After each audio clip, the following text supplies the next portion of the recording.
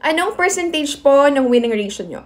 Okay, let's answer this. So, she is asking ilan yung winning trades ko versus my losing trades, kung ano yung ratio nun and percentage nun. So, I'll show you yung beauty ng copy trading. There are traders kasi who are not a fan of copy trading. They don't like the idea na nangungopya ka ng strategies ng iba. But in my case kasi, there are people who are not really good in trading, just like me, na kahit anong aral ko, trading po is perfect for those people who do not have time to watch, who are busy with their life, they don't have the luxury of time na mag-execute ng orders, antayin kung kailan yung right timing, on kung kailan bibili or mag-sell. So the beauty of our copy trading, you will be able to see yung winning ratio natin. So let's check this FX Boxer, which is currently nasa 75.11% na siya. So imagine, kung nagsumabay ka kay FX Boxer and nag-start ka kung kailan siya nag-start mag-copy trade, ibig sabihin malapit ka na mag-ROI. Or, kung meron ka 100 USD, kumita na siya ng 75.11 USD.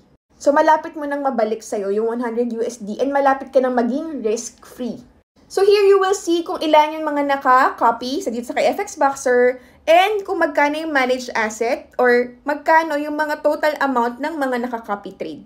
So, currently, merong 5,600 USD na mga naka-copy kay FX Boxer. So, dito makikita nga naman din sa tab na to yung profitability since nag-start siya. So, since nag-start siya nung June, ayan, as you can see, ito. Wait, ito ako sa kabila. As you can see, ayan, 18.0% siya nung June 2023. So, kung nag-start ka ng June 2023, nung June, kumita ka na ng 18%, which is this one. And nung July 2023, kumita naman siya ng 22%. O, diba, napakaganda ng profitability. Kasi hindi nyo naman kikitain yan sa bangko, hindi nyo yan kikitain anywhere na mga investment. Even nga sa stocks, di naman ganyan kabilis ang return. So, kung naglagay kayo dyan ng 1,000 USD, meaning kumita na kayo dyan ng 180 USD. So, that is roughly around magkano na rin, nasa 10,000? Diba? So, in total, ito, July 2023, meant 22%. Kung August, itong August lang, hindi pa tapos yung August. Pero, naka 21.9% na po si FX Boxer. So, meaning, ang ganda ng kanyang profitability. So, let's check naman yung kanyang risk. So, i-click nyo lang to, ayan, itong risk. And then, lalabas naman yung risk level niya. So, nito, ayan, itong June 2023, meaning 6 out of 10 yung kanyang risk. Ayan. So, bumaba naman siya nung July 2023, naging 5 out of 10.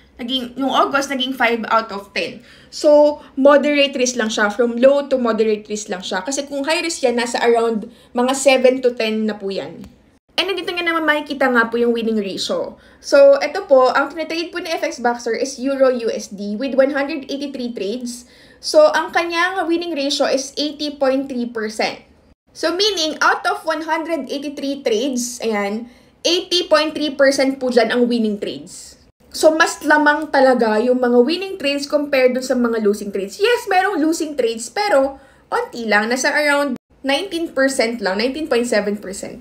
So, napakaganda ng platform. Makikita nyo talaga yung bawat trader kung ano talaga yung actual performance nila. Kasi mag-a-appear doon kung hindi okay yung performance, kung masyado maraming losses compared sa mga winning trades, kung wala bang risk management yung trader na yun. So, dito sa copy trading, ma-assess nyo kung sino yung talagang best na kopyahan.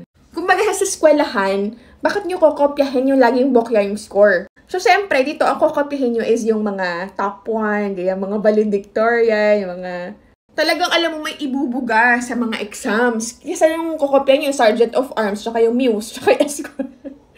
So, if you want to know more about this copy trading, I have free Forex webinar tonight at 7 PM. So, today yan, Tuesday. So, I hope maka-join kayo. I'll put the sign-up link in the comment section para maka-join na kayo tonight. Para of course, sabay-sabay tayo matuto ng copy trading dito sa Forex. Kasi alam nyo guys, napakaganda talaga itong passive income. So, if you are looking for investments na magandang gawing passive income, perfect po talaga itong Forex trading.